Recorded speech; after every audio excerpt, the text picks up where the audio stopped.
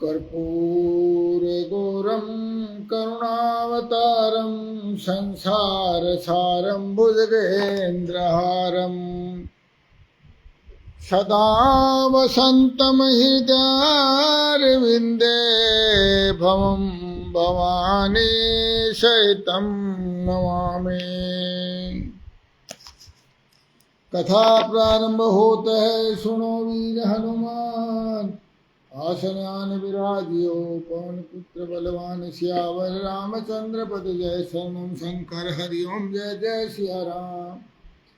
मंगल भवने मंगल हारी उमा सहित जय जपत पुरारी। जय सिया राम जय जय सिया राम, जय सिया राम जय जय सिया राम।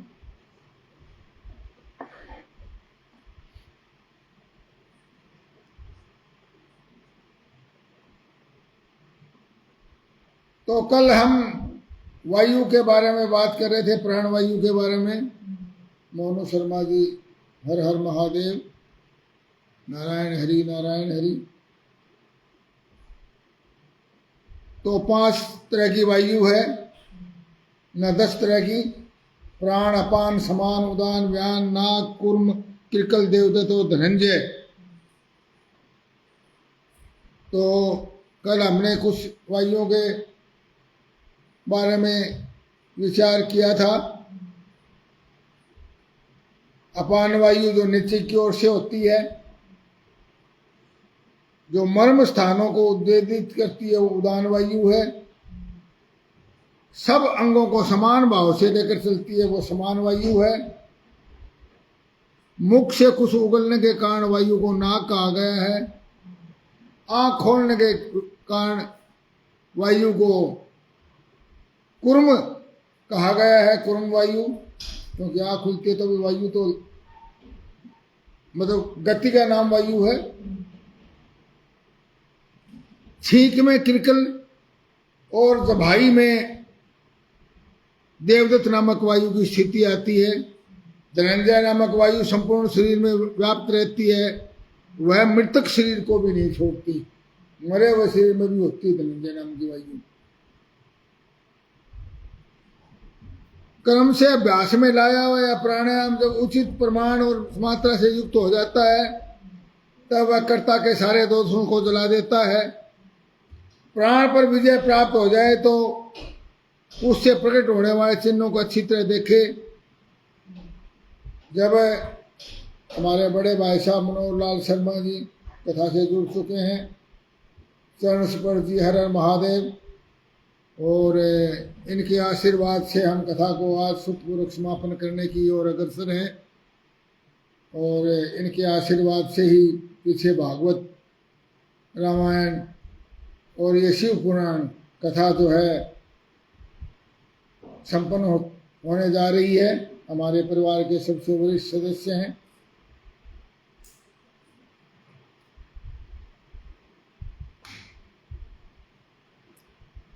प्राण पर विजय प्राप्त करना, प्राणायाम के द्वारा प्राण पर विजय प्राप्त करने के क्या क्या लक्षण हैं। अब आज कथा का सार चल रहा है और अंतिम चरण में है कथा के। तो जब प्राणों पर विजय पा लेता आदमी तो कुछ चिन्ह प्रकट होते हैं शरीर में। क्या क्या है?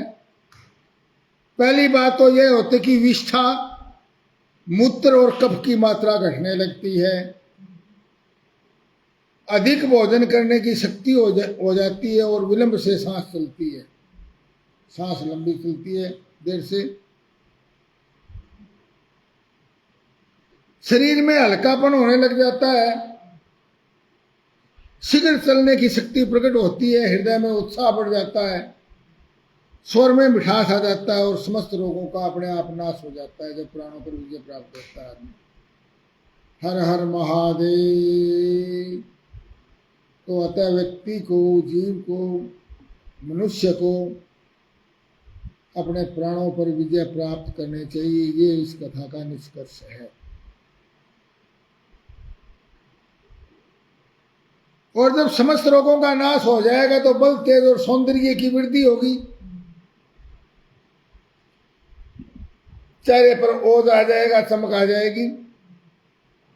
धृति मेधा, धृति का मतलब धैर्य, मेधा का मतलब बुद्धि, युवापन यानी जवानी, जैसा आदमी जवानी में होता है वैसा शरीर बन जाता है। स्थिरता और प्रसन्नता आती है। तप, प्रायश्चित, यज्ञ, दान और व्रत आदि जितने भी साधन हैं ये प्राणायाम के 16वीं कला के बराबर भी नहीं है। 16वां भाग के बराबर भी नहीं है, उससे भी कम है। क्या? तप, प्रायश्चित, यज्ञ, दान और व्रत,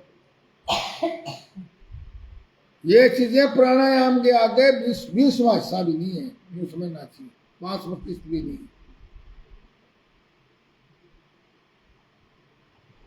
अपने अपने विषय में आसक्त हुई इंद्रियां वहां से हटकर जो अपने भीतर इकट्ठी कर लेता है उस साधन को बोलते हैं प्रत्याहार। यम, नियम, आसन, प्राणायाम, हमने बताया ना 8 अष्टांग योग, योग के 8 भाग हैं। पहला क्या था? यम, 5 यम थे, 5 नियम थे। फिर ये आसन, प्राणायाम, और अब आ गया प्रत्याहार। तो अपनी इंद्रियों को वहां से, जो विषयों में लगी हुई इंद्रियां हैं उनको वहां से हटा करके अपने भीतर समेट देता है, इसको बोलते हैं प्रत्याहार। मन और इंद्रियां ही मनुष्य को स्वर्ग और नरक में ले जाने वाली है। अंतमति सो गति बताया है। अंत में मन की जो मति होगी वो ही अगला जन्म हो जाता है। स्वर्ग की होगी तो स्वर्ग में जाएगा, नरक की मति होगी तो नरक में जाएगा, मोक्ष की मति होगी तो मोक्ष में जाएगा। जिस भी तरह की मति होगी वही शरीर आगे धारण कर लेगा।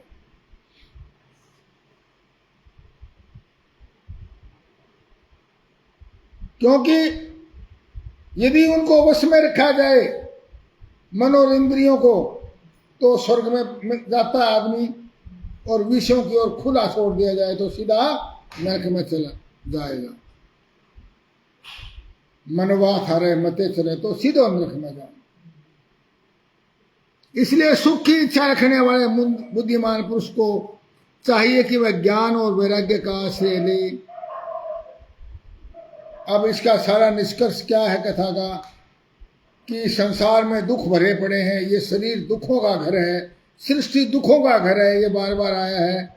यदि बुद्धिमान मनुष्य होता है, वो ज्ञानी होता है, वही बुद्धिमान होता है। बुद्धिमान होकर क्या बनता है? ज्ञानी। और ज्ञानी आदमी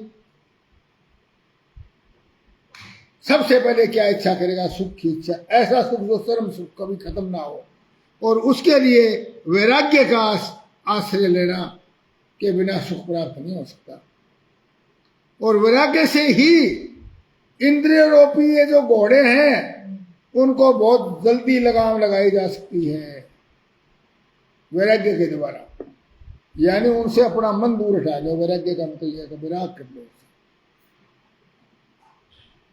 किसी मन को किसी स्थान विशेष में बांधना। अब ये प्रत्याहार खत्म हो गए। अब अगला है अपने मन को, चित्त को किसी एक स्थान विशेष में बांधना, एक जगह पर बांधना, या ध्येय विशेष में स्थिर करना, एक लक्ष्य बना लेना। इसका नाम धारणा है। इसको धारणा बोलते हैं। धारणा, ध्यान और समाधि। ध्यान और समाधि 2 और बच गए। छठा ये धारणा है। एकमात्र शिव ही स्थान है। स्थान क्या है? शिव। स्थान का मतलब जगह से नहीं है भाई उकड़ाना, बरवाड़ा, भेरिया, फलाना, भिखड़ा, ये स्थान नहीं है। घर, मकान, सदन, दुकान, ये स्थान नहीं है। शिव। पवन शर्मा जी, हर हर महादेव।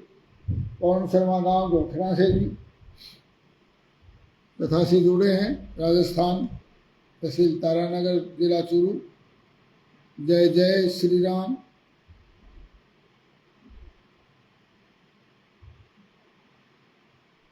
शिव ही एकमात्र स्थान है। और क्योंकि बाकी जितने स्थान हैं उनके अंदर त्रिविध दोष हैं, केवल शिव में दोष नहीं है, वो दोष रहित है। किसी नियमित काल तक स्थान रूप शिव में स्थापित हुआ मन जब लक्ष्य से भटके ना, तो समझना चाहिए कि धारणा की सिद्धि हो गई है, मन एक जगह टिक जाता है। रोहतास शर्मा जी हमारे रिश्तेदार हैं, गांव साड़ू चिड़ावा के पास से, राजस्थान, जिला झुंझुनू या सीकर जो भी है, कथा से जुड़े हैं जी। भगवान महादेव आपका ऊपर कृपा करें, आपका बहुत सुखी रखे, आपको दीर्घायु करे, स्वस्थ रखे। हर हर महादेव।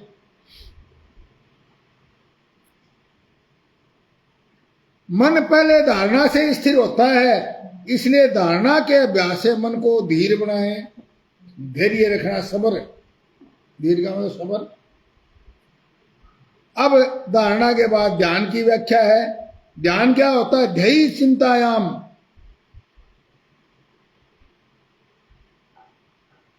अर्थात चित्त से शिव का बार बार चिंतन किया जाता है। चिंतन से चित्त टिकता है और इसी को ध्यान बोलते हैं। भगवान का चिंतन करना, भगवान के बारे में। हमारे बहुत ही प्रिय लालचंद शर्मा जी गांव धोथरा से कथा से जुड़े हैं जी। हर हर महादेव। आप दोनों भाई पवन और लालचंद दोनों आज कथा सुन रहे हैं, दोनों भाई।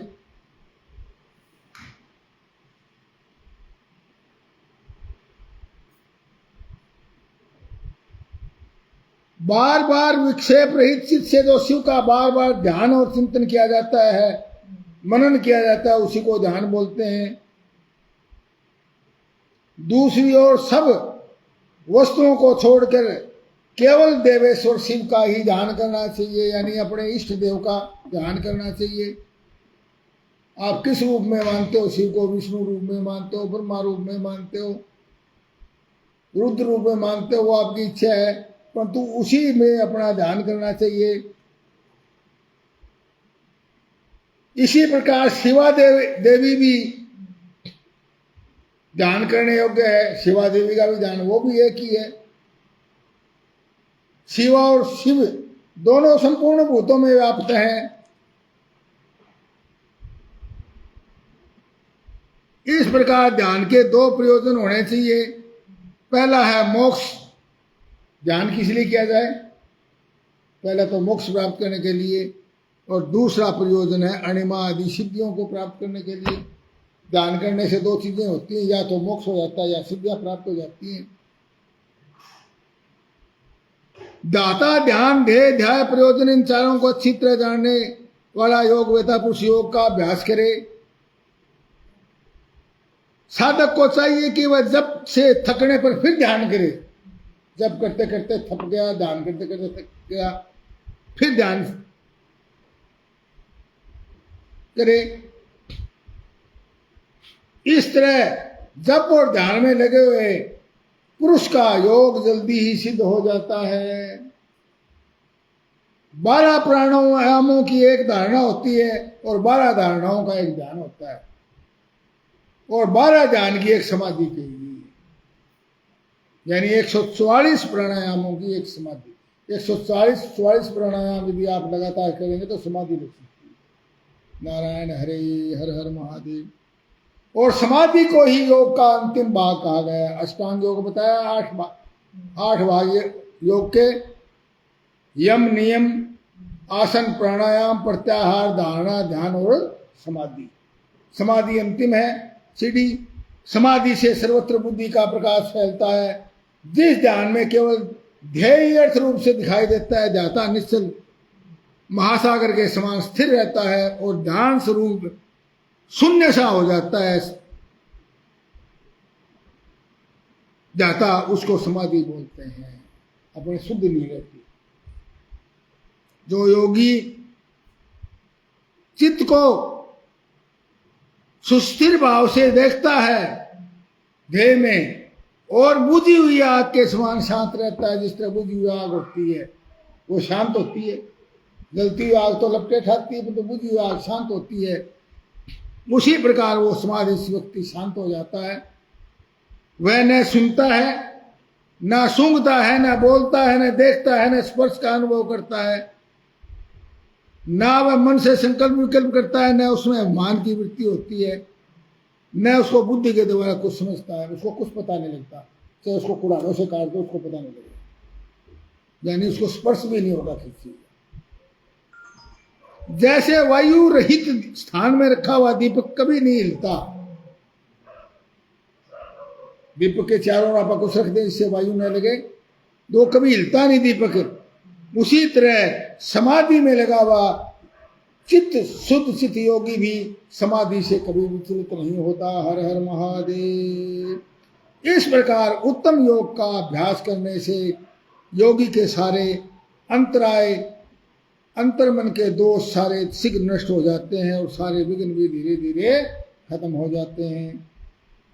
उपमन्यु कहते हैं श्री कृष्ण आलस्य, आलस्य आलस, और ऐसा कहा गया है आलस्य ही मनुष्याणाम शरीरस्थो महारिपु न अस्ति उद्यम समो बिंदु कृत्वा न अस्ति उद्यम समाबंधु समो बंधु कृत्वा एवं नावसिद्धि। आलस्य ही मनुष्य के शरीर में स्थित, मनुष्य के शरीर में स्थित उसका महाशत्रु है। और शत्रु तो बाहर से आक्रमण करते हैं, आलस्य कहां से आक्रमण करता है? शरीर के अंदर से हमला करता है आदमी को। आलस्य ही मनुष्याणाम, आलस्यम ही मनुष्याणाम शरीरस्थो महारिपु, महान महान शत्रु है शरीर का, मनुष्यों का शरीर में स्थित। और ना अस्ति उद्यम समो बंधु, परिश्रम के समान कोई मित्र नहीं। और कृत्वा एवं नावसिद्धि, और इसके करने से कोई कष्ट भी नहीं होता। परिश्रम करने से कष्ट रहेगा ही नहीं, कष्ट घट जाएगा। तो हे श्री कृष्ण, आलस्य, तीखी बीमारियां, प्रमाद लापरवाही, स्थान संशय, अश्रद्धा, दुख, दुर्मनस्य और विषयलोलुपता, ये 10 योग साधना में लगे हुए पुरुषों के योग मार्ग में विघ्न कहे गए हैं। ये तो योग में आलस्य तो सबसे बड़ा ही विघ्न है। आलस्य करने वाला व्यक्ति योग कर ही नहीं सकता।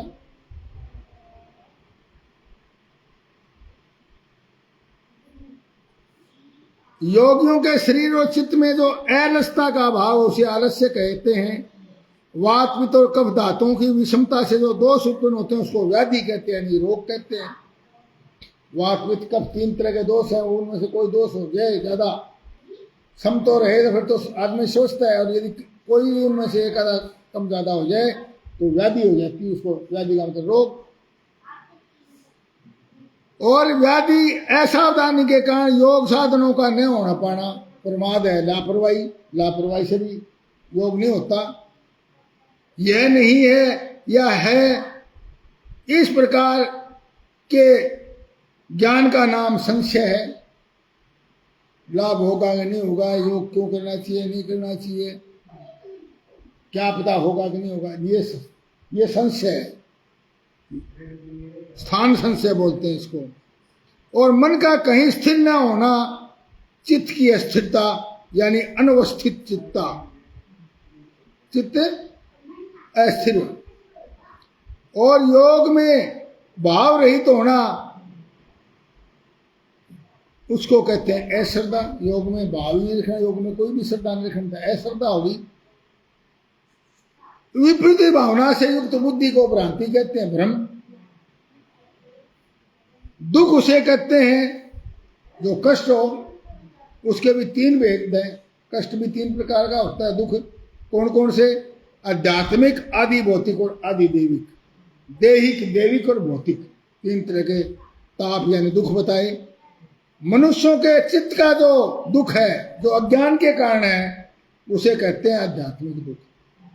जो अज्ञान के कारण जो दुख होता है, जिसका ज्ञान न होने के कारण, उस दुख को कहते हैं आध्यात्मिक दुख। और पूर्वकृत, पूर्व जन्म के कर्मों के परिणाम से शरीर में जो रोग उत्पन्न होते हैं, उन्हें कहते हैं आदि भौतिक। और विद्युतपात, अस्त्र शस्त्र, विष आदि, जहर आदि से जो दुख होते हैं, कष्ट होते हैं, रोग होते हैं, उन्हें कहते हैं आदि दैविक दुख। तो ये दैविक है, दैवी प्रकोप हो गया। वो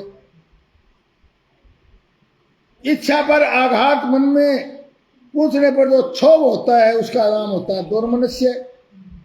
और विषयों के बारे में जो सुख का भ्रम है, विषयों को भोगकर जो सुख का भ्रम है उसको कहते हैं विषय लोलुपता।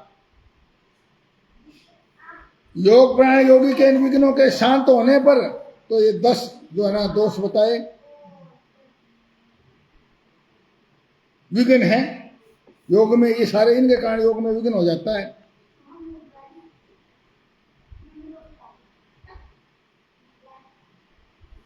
योग प्राणायाम योगी के इन विघ्न, ये जो विघ्न बताए थे इसके शांत हो जाने पर जो दिव्य उपसर्ग प्राप्त होता है वो सिद्धि के सूचक है। इसका मतलब योग सिद्ध हो गया।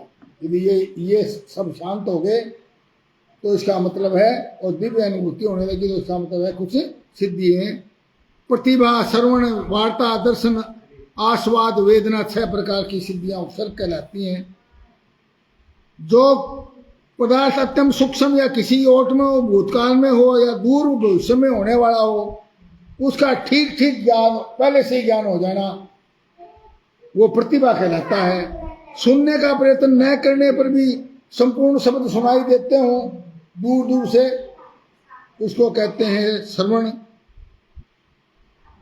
दूर से देहधारियों की मन की बात को समझ लेना, वार्ता। दिव्य पदार्थों का बिना प्रयत्न के दिखाई देना, दर्शन। और दिव्य रसों का स्वाद प्राप्त होना, आस्वाद कहलाता है। ये सिद्धियां हैं। अंतःकरण के द्वारा गंध आदि दिव्य भोगों का अनुभव वेदना नाम से प्रसिद्ध है, और अंतःकरण के द्वारा दिव्य स्पर्शों का महसूस होना, यह भी वेदना है। सिद्ध योगी के पास स्वयं रत्न उपस्थित हो जाते हैं, बहुत सी वस्तुएं प्रदान करते हैं, मुख से विभिन्न प्रकार की मधुर वाणी निकलती है, सब प्रकार के रसायन दिव्य औषधियां सिद्ध हो जाती हैं। देवांगनाएं यानी परियां जो होती हैं, इस योगी को प्रणाम करके मनवांछित फल देती हैं। अप्सराएं, परियां यानी अप्सराएं। योग सिद्धि के एक देश का साक्षात्कार हो जाए तो मोक्ष में मन लग जाता है। कृष्णता, स्थूलता, बाल्यावस्था, वृद्धावस्था, युवावस्था, नाना जाति का स्वरूप, पृथ्वी, जल, अग्नि, वायु, इन 4 तत्वों के शरीर को धारण करना और अपार्थिव मनोहर गंध को ग्रहण करना, ये ऐश्वर्य के 8 गुण बताए गए हैं। जल में निवास करना, पृथ्वी में पर ही जल निकल आ जाना, इच्छा करते ही समुद्र को पी जाना, इस संसार में जहां चाहे जल का दर्शन हो जाना, घड़ा आदि के बिना ही हाथ में जल राशि प्राप्त कर लेना।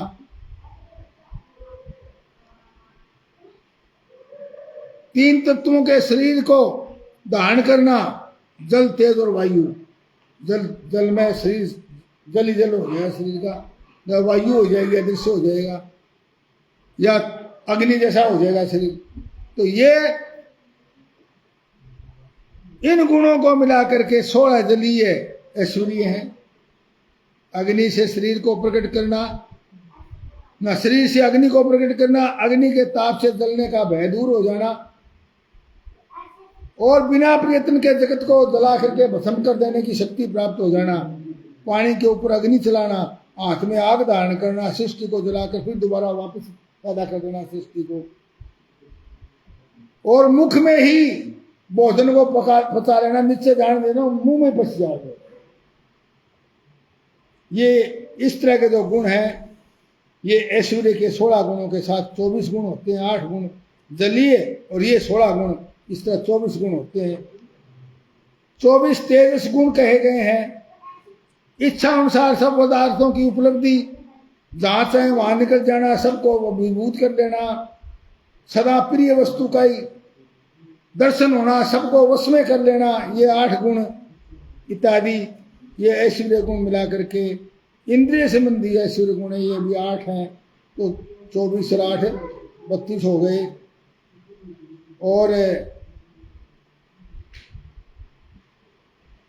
इंद्रियों के संपूर्ण विषयों का आकाश को उलांघना, अपने शरीर में निवेश करना, आकाश को पिंड की भांति ठोस बना देना, ये 8 गुण अग्नि के हैं। इनको मिलाकर 40 गुण। चांद्रमस ऐश्वर्य 48 गुण और 8 गुण सदा प्रिय वस्तु का दर्शन होना, सबको वश में कर लेना, ये 8 गुण होते हैं। 28 गुण। और छेदना, पीटना, बांधना, संसार के वश में रहने वाले प्राणियों को ग्रहण करना, समस्त को प्रसन्न रखना, मृत्यु को जीतना, काल पर विजय पाना, ये 8 गुण चंद्रमस ऐश्वर्य के माने जाते हैं। 48 और 8 ये मिलाकर के 56 हो जाते हैं। इस प्रकार भगवान की इस योग के द्वारा संपूर्ण वैष्णव पद को न तो ब्रह्मा जी भी जिसको नहीं कह सकते उसको पुरुष पद भी कहते हैं, ईश्वर पद भी कहते हैं। ये सारी सिद्धियां तो सिर्फ कुछ भी नहीं उनके आगे। परम वैराग्य के द्वारा इन सिद्धियों को बल्कि इन्हें रोकना चाहिए। ये सिद्धियां प्राप्त होती है परंतु इनका कोई लाभ नहीं है, इनको रोकना चाहिए। इनसे बड़ा ईश्वरीय पद है। इसलिए देवता, असुर और राजाओं के गुण और भोगों को जो घास फूस तिनके के समान छोड़ देता है इन ऐश्वर्यों को, उसे ही योग सिद्धि प्राप्त होती है। ये पहले जब योग सिद्धि होने लगती है, मोक्ष से पहले ये इस तरह की सिद्धियां मिलेगी उसको 56 रहेगी, परंतु इसकी तरफ योगी ध्यान ही नहीं करता। यदि जगत के पर अनुग्रह करने की इच्छा हो तो जगत पर अनुग्रह करने की इच्छा हो तो वह योग सिद्ध मुनि इच्छा अनुसार विचरे। इस जीवन में गुणों और भोगों का उपभोग करके अंत में उसे मोक्ष की प्राप्ति हो जाती है। अंत में योग का प्रयोग का वर्णन सुनो। शुभ काल हो, शुभ देश हो, भगवान शिव का क्षेत्र हो, एकांत स्थान हो, जीव जंतु न रहते हो, ना शोर न होता हो, किसी की बाधा न हो, ऐसे स्थान पर लिपिपुती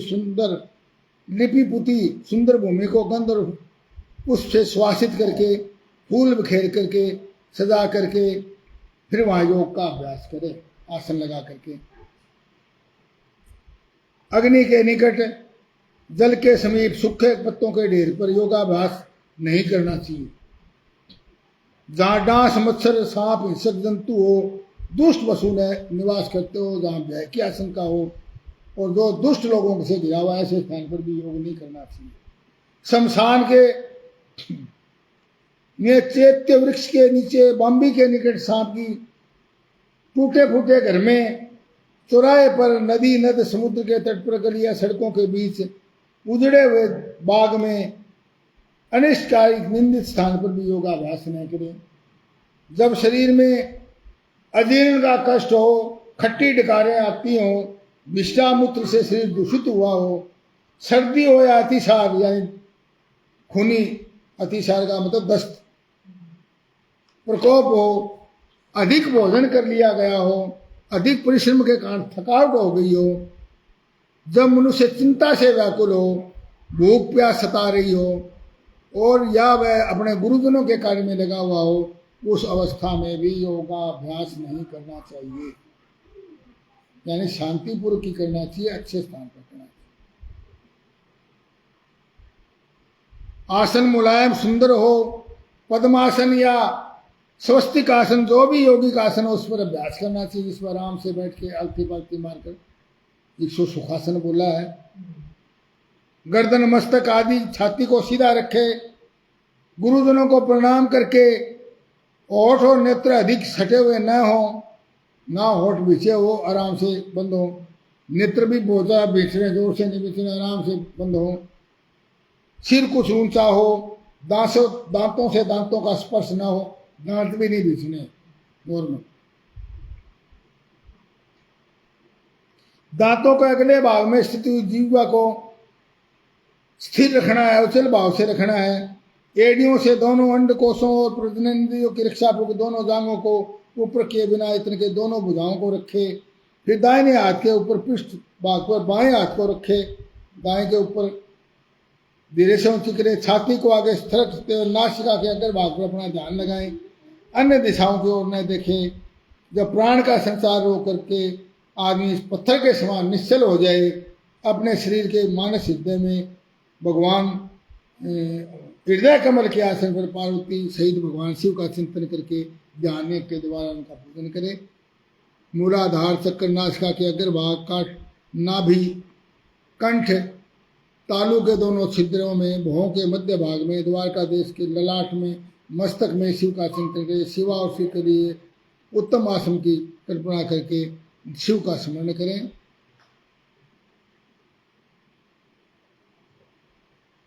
ए से लेकर ए तक के अक्षर अंकित है।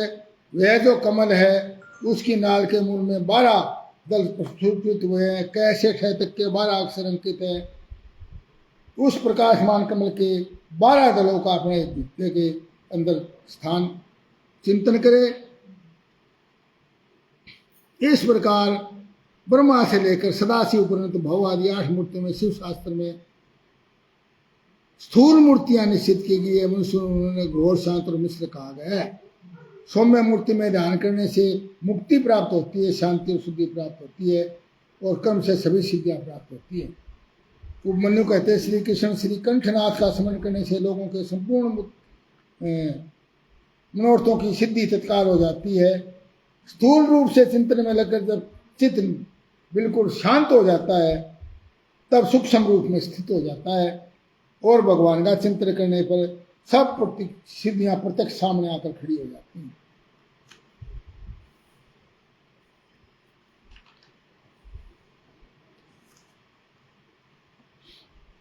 दाता ध्यान, ध्येय, ध्यान, प्रयोजन, इन 4 को जानकर ध्यान करने वाला पुरुष ध्यान करे। ध्यान के समान कोई तीर्थ नहीं है, ध्यान के समान कोई तप नहीं है और ध्यान के समान कोई यज्ञ नहीं है। इसलिए ध्यान अवश्य करें।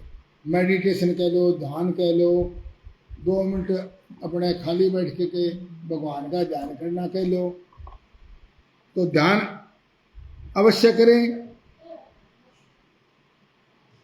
ज्ञान योग की साधना के लिए यदि मनुष्य पुरुष साधना के लिए तैयार किया मनुष्य यदि उस दौरान मृत्यु हो जाए तो वह योग के द्वारा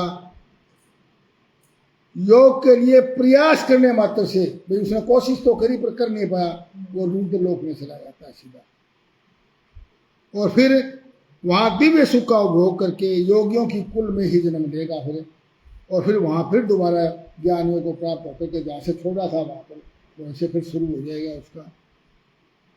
श्रोता के होने पर कोई भी शिव योगियों की निंदा का वक्ता हो सकता है। इसलिए महापुरुषों के मंत्र में उस निंदा सुनने वाले को महान पापी और दंडनीय माना गया है। जो लोग सदा भक्ति भाव से शिव योग की योगियों की सेवा करते हैं वे महान भोग पाते हैं। कुंडली दादी जी हर हर महादेव। शिव योग परायण मुनि जिस देश में नित्य निवास करता है वह देश पवित्र हो जाता है, उसकी संतति भी शिव भक्त हो जाती है। यदि ऐसा संभव न हो तो उसका धन भगवान शिव को समर्पित कर दें। शिव भक्त के धन को शिव भक्ति ग्रहण करें। सूत जी कहते हैं क्रोध को जीतने वाले इस प्रकार उपमन्यु से युद्ध को नंद श्री कृष्ण ने जो ज्ञान योग प्राप्त किया था उनको मुनियों को उपदेश दे करके वायुदेव आकाश में अंतर ध्यान हो गए और उस समय ब्रह्मा जी के आदेश से नैमिषारण्य के उस तपस्वी स्थान के ऊपर ब्रह्मा जी के साथ साथ सरस्वती देवी स्वादिष्ट जल से भरी हुई स्वच्छ सुंदर नदी के रूप में वहां बहने लगी और फिर सरस्वती नदी को देख करके सभी ऋषि मुनि बड़े प्रसन्न हुए और वे जल से देवता से तर्पण करके और वाराणसी पुरी की ओर चल पड़े। वहां हिमालय से चरणों से निकल करके भागीरथी यानी गंगा का दर्शन किया और भागीरथी के किनारे किनारे चलते चलते वाराणसी पहुंचे काशी जी। वहां पर गंगा में स्नान करके एवं मुक्तेश्वर लिंग का दर्शन और विधि पूर्वक पूजन किया। फिर उन्होंने वहां पर करोड़ों सूर्यों के समान एक दिव्य देखा पुरुष, उसका भस्म शरीर भस्म लगा हुआ। नैमिषारण्य के निवासी महर्षियों ने ये सोचा कि ये क्या है, अद्भुत घटना है, ऐसी प्रकाश देखा और ऐसा इस बात को न जानते हो भी क्या है। वो अपने ब्रह्मवन को चले गए। इनके जाने से पहले वहां पर पवन देव भी वहां पहुंचे।